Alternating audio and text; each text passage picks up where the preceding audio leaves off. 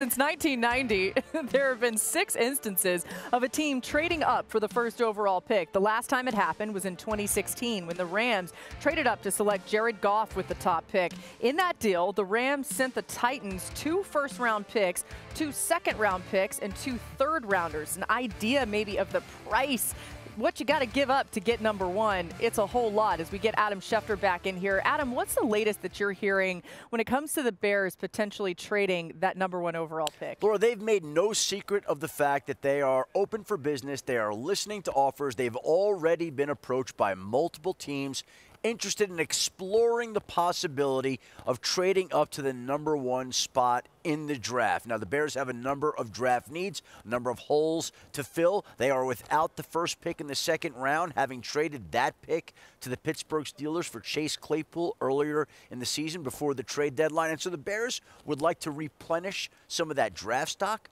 address some of those holes, and I think there's an expectation around the league that sometime before the draft that number 1 pick very well could be sent elsewhere. And if you look at all the teams in the top 10, there are about a half dozen of them that could make an argument about moving up if the price is right and the player that they have identified is somebody worthy of moving up to go get.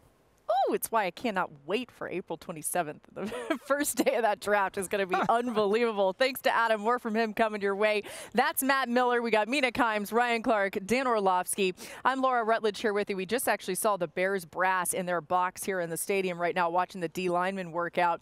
So we'll probably see them a little bit more. But Matt, is there a quarterback, let's start here, that you think would be worth moving up to number 1 overall and giving up a lot to get? Yeah, I hope Chris Ballard can hear me because there is a quarterback worth trading up for. It's Bryce Young. Why are we overthinking this? Bryce Young is the best quarterback in this class. He's been the best quarterback in the country the last 2 years. He won a Heisman Trophy.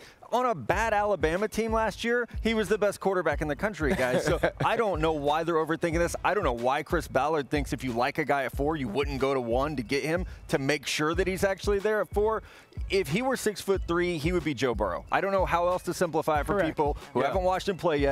He's 5'10 and a half. That's the only thing that you can't like about Bryce Young's game. Yeah, totally. I think there's 2 guys. I think Bryce is 1 and then C.J. Stroud. Here's the thing. This class I like so much better than the 2021 class because there's way more like giant question marks. I think when you're going to take a quarterback number 1, really any position, but a quarterback number 1, do they have uncoachable traits? Do they have things in their game that you are just not going to implement in them? C.J. Stroud's ability to throw people open, I think, is very, very unique. I feel confident saying he's going to be a really good pro in the NFL. Bryce's playmaking creativity, his pocket feel is so rare and unique that you can't coach that into a guy. Yeah. So I feel good sitting here going, those are 2 quarterbacks that if you're a team that is thinking about we need a quarterback and we want to go up, if you can get either one of those, obviously one's going to go at 1, either one of those guys, you feel like here's the thing, Bryce is only going to fail if he gets hurt.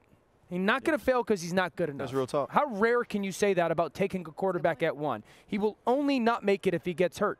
And you got to come to that decision as an organization whether you're okay with that or not. Okay, we're going to find out exactly how much Bryce Young weighs here, exactly how tall he is. Matt mentioned earlier they'll stretch him out a little bit before that measurement. That happens on Saturday. He's not throwing here. He'll throw at his pro day. The other 3 quarterbacks we're talking about will throw on Saturday. But Mina, Thank you for watching ESPN on YouTube. For live streaming sports and premium content, subscribe to ESPN+.